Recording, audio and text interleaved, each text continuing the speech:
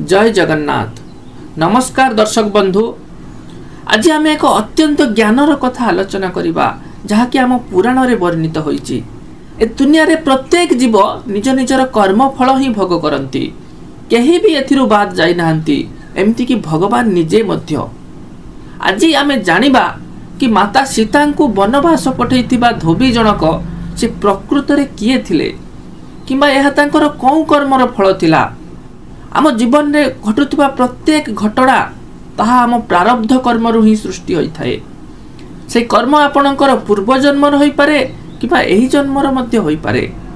एमिति होई पारे कि आमे केबे भी निज अपमानर प्रतिशोध नेबा पाई कि क्रोधर बशवर्ती है कि केबे कहारी अनिष्ट करूचंती, कहा मनरे कष्ट देउछंती, जहार फलस्वरूप ता मनर उपजिथिबा कह ताहा मो जीवन रे एक बहुत बड़ समस्या है कि उपजी थाए।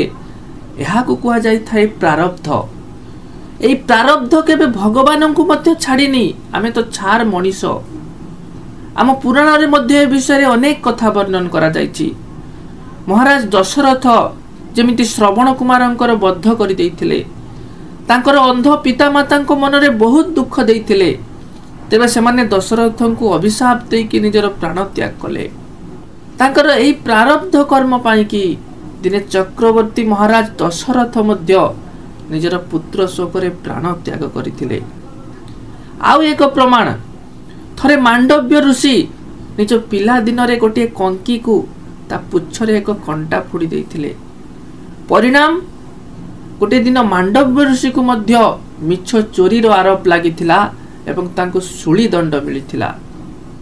थरे भगवान विष्णु मध्य भृगु पत्नी को बद्ध करिकी भृगु ऋषि को निज पत्नी वियोगर दुख देइथिले। परिणाम ऋषि भृगु मध्य भगवान को अभिशाप देइथिले एवं नारद मुनि मध्य थरे प्रभु को पत्नी वियोगर अभिशाप देइथिले। एमती आउरी अनेक कारण रहिछि कि जहाँ हम पुराण रे वर्णित। प्रत्येक निज निज कर्म अनुसार कि सुख बा दुख भोग करिथांती।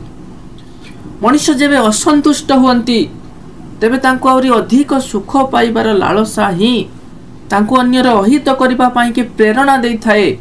मनुष्य निजर इंद्रिय बसरे सुख भोगिबा आशारे दुख ही भोगिबा को पड़ी थाए।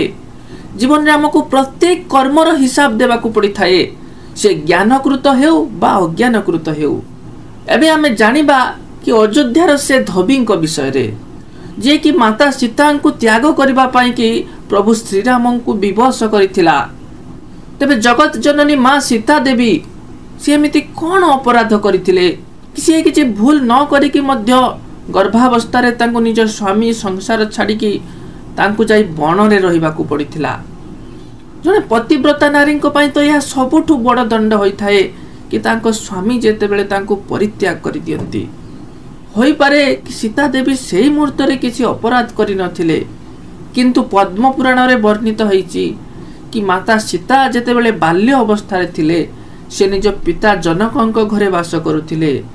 थरे तांको बगीचा रे गोटे शुआ एवं सारी बसिकी कथा होउथिले, जे कि ऋषि वाल्मीकि आश्रम रे रहिकी श्रीराम कथा सुनिथिले एवं सेही राम कथा को शुआ सारी को बुझौथाए।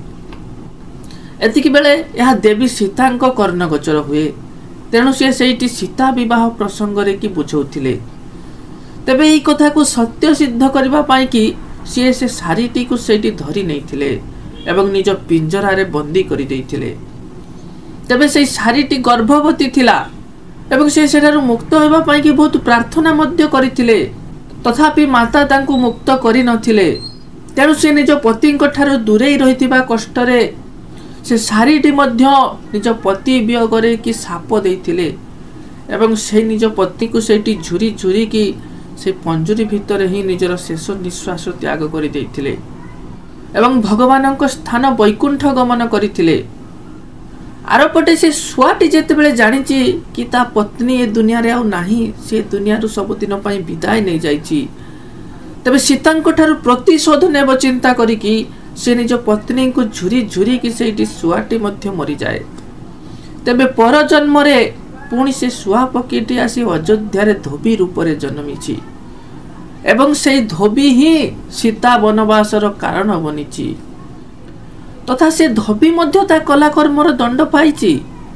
जेतेबेले अक्रूर रथरे बसिकी कृष्ण बलराम जाउछंती मामू घर को, सेठारे से धोबी सहित भेट होइछि, जे कि राजा कंसंकर वस्त्र सफा करुथाए एवं सेठी प्रभु तांकु बद्ध करिकी ता पूर्व जन्मर प्रारब्ध को समाप्त करिथिले एवं तांकु मुक्ति देइथिले।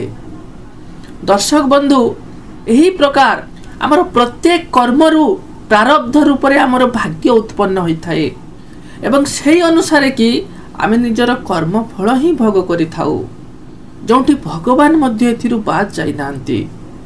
तेबे आजिठू एही मुहूर्तर कि आमे संकल्प नेबा कि आमर केबे केही अपमान करूचंती, तेबे सेठारे प्रतिशोध नेबा आसरे किछि एमिति करि बसिबानी जहा कि पर मुहूर्तरे आमर भाग्य बनिकी आम दुखर कारण बनि जिवो। कर्म सब बेले भाबी चिंती की करिबा। एतिकी विचार सहित आज तो समय हो जाइछि, मते विदाय दियंतु। जय श्री राम, जय श्री कृष्ण, जय जगन्नाथ।